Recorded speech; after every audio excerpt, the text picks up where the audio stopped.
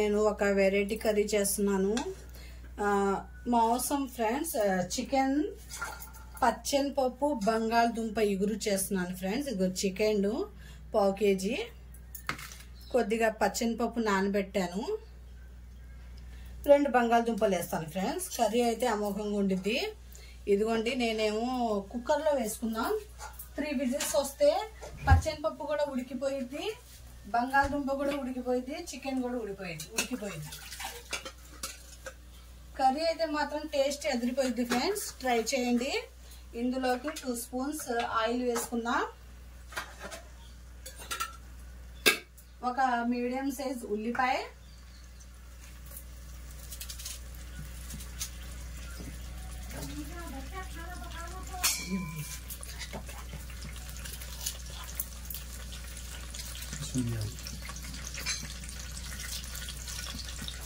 ఇదిగోండి ఉల్లిపాయ,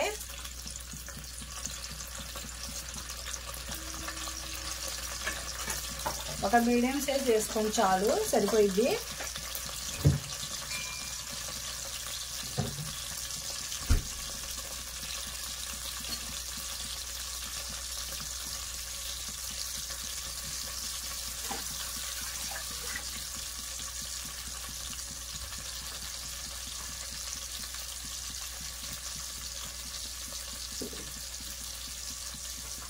ఇందులోకి 2 పచ్చిమిర్చి,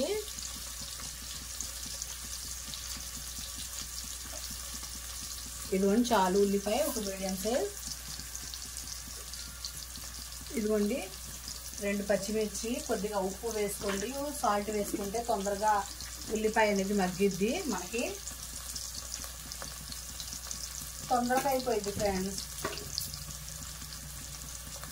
ఇందులో కొద్దిగా పసుపు కూడా వేసుకోండి.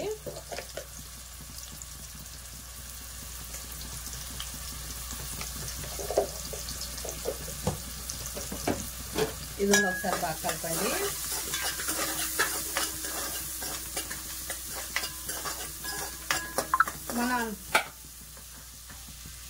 మనం అనుకుంటాం కదా ఫ్రెండ్స్, మనకి కొన్ని కూరగాయలు మిగిలిపోతాయి కదా, అవన్నీ వేసి ఒక కూర చేస్తే టేస్ట్ అనేది మామూలు కూర కన్నా అమోఘంగా ఉండిద్ది, చాలా రుచిగా ఉండిద్ది. మీరు ఒకసారి ట్రై చేయండి. ట్రై చేసి ఎలా ఉందో నాకు చెప్పండి. ఇది మాత్రం పచ్చెనపప్పు అదిరిపోయిద్ది. ఒకసారి మీరు ట్రై చేసి చెప్పండి నాకు, అసలు ఎలా ఉందో కామెంట్ చేయండి.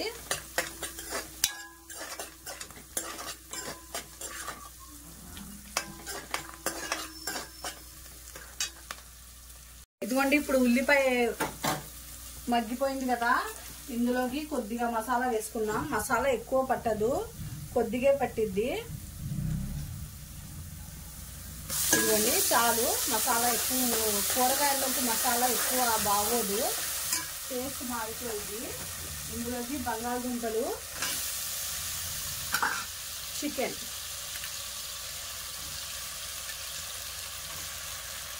ఇది మసాలాకి బాగా పట్టాలి. ఉల్లిపాయను, చికెన్, బంగాళదుంపను, చికెన్ అనేది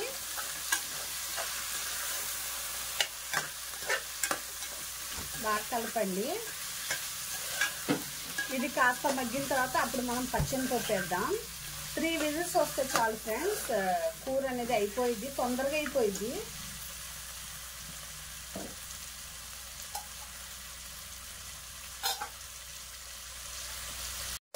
ఇదిగోండి ఫ్రెండ్స్, కొద్దిగా మంట అనేది స్లో పెట్టుకుందాం.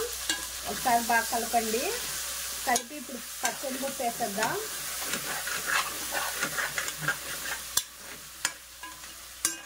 ఇదిగోండి పచ్చెనపప్పు 2 సార్లు వాష్ చేసుకున్నాను నేను.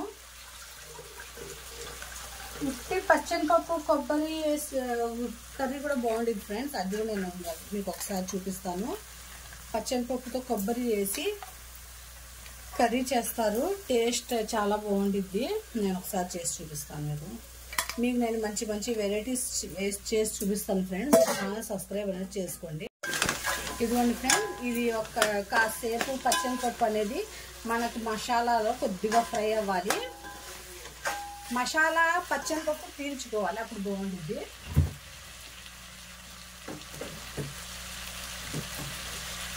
ఒక 5 minutes పెట్టండి చాలు. ఇంకా ఎక్కువసేపు అక్కర్లేదు.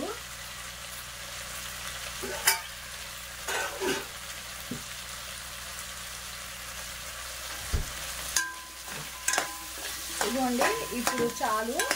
ఇప్పుడు మనం ఏం చేద్దామంటే కొద్దిగా లైట్గా ధనియా పౌడర్, ఎక్కువ అక్కర్లేదు ఫ్రెండ్స్, కొద్దిగా.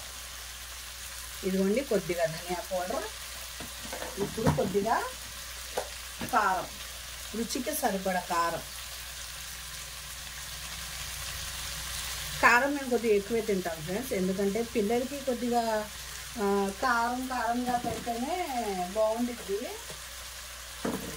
అందుకే మేము కొద్దిగా ఎక్కువే కారం తింటాం. ఇప్పుడు 1/2 గ్లాస్ వాటర్, 3 విజిల్సే కదా ఫ్రెండ్స్, ఎక్కువ వేసుకోవాకండి. ఎందుకంటే ఇంకా మళ్ళీ నీళ్ళు మనం ఆ నీళ్ళు మొత్తం లాగేదాకా చేయాలి. మళ్ళీ అది మొత్తం లేకుండా ఇలా 1/2 గ్లాస్ వేసుకొని చాలు, 3 విజిల్సే కదా. అప్పుడు వాటర్ కూడా మనకు సరిపోయింది. ఇప్పుడు కుక్కర్ సీటీ పెట్టేసి 3 విజిల్స్ పెడదాం, తర్వాత చూద్దాం. ఇదిగోండి ఫ్రెండ్స్, ఇప్పుడు 3 విజిల్స్ పెట్టుకుందాం. కుక్కర్ సీటీ పెట్టేద్దాం. ఈ కర్రీ అయితే చాలా బాగుంటుంది ఫ్రెండ్స్, మీరు ట్రై చేయండి. ఎందుకంటే మనకి చికెన్లో ఏ కూరగాయలు వేసినా చికెన్ చాలా బాగుంటుంది కదా, టేస్ట్ అనేది అమోఘంగా ఉంటుంది కదా. అసలు ఆ చికెన్ ఆ పచ్చెనపప్పుకి ఆ బంగాళదుంపకి పట్టి అసలు రుచి అయితే అమోఘంగా ఉంటుంది. ట్రై చేయండి, మీరు కూడా ట్రై చేసి ఎలా ఉందో నాకు చెప్పండి, కామెంట్ చేయండి. ఇదిగోండి ఫ్రెండ్స్, ఎంతో ఎమ్మీగా ఉండే పచ్చెనపప్పు బంగాళదుంప చికెన్ కర్రీ రెడీ అయిపోయింది. ఇలా ట్రై చేయండి, చాలా బాగుంటుంది. టేస్ట్ అయితే మాత్రం అమోఘంగా ఉంటుంది ఫ్రెండ్స్. ఒకసారి నేను ట్రై చేస్తాను, ఎలా ఉందో మీకు చెప్తాను. చూడండి, పచ్చెనపప్పులా ఉంది. ఇలాగే ఉండాలి, టేస్ట్ అనేది బాగుంటుంది.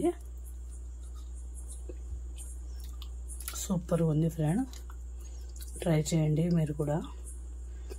కర్రీ అయితే అదిరిపోయింది.